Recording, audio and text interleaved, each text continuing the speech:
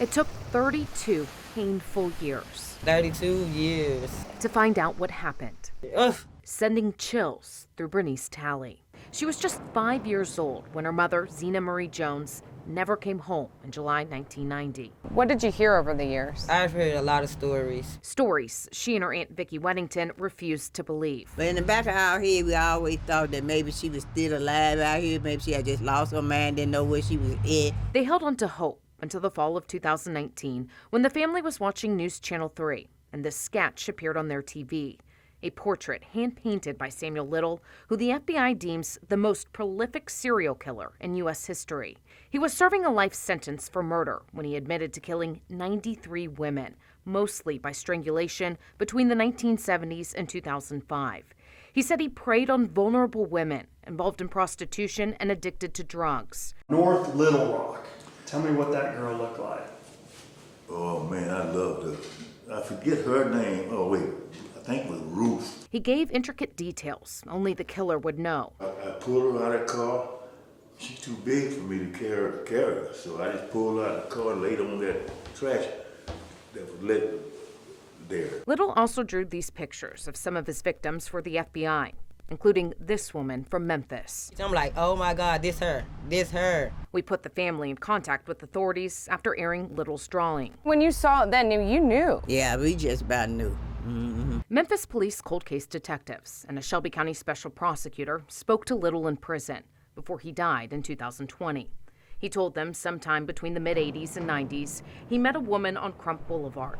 He strangled her, drove her across the bridge to Arkansas, and dumped her body in the Mississippi River. When he said he killed one in Memphis and up there around 3rd and Crump, a light bulb went off in my head because we lived on Crump and Mason for so many years. Detectives worked with the Crittenden County Sheriff's Office and were able to tie Little to an unidentified body pulled from the river in 1990.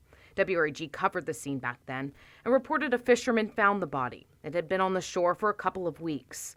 She was wearing the clothing Little described. The body was removed here and then taken to a crime lab in Arkansas, where a piece of the remains was submitted and a DNA profile was created. In January of 2021, MPD detectives collected DNA samples from family members of potential victims to see if there was a match. I went downtown, they just get the map swab, and they said it'd be like a year before they could get it back, so.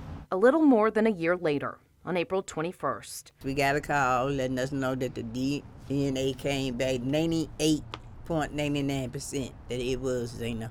I dropped the phone. But it was a relief, but it hurt. I cried. The news came 5 days after Jones's birthday.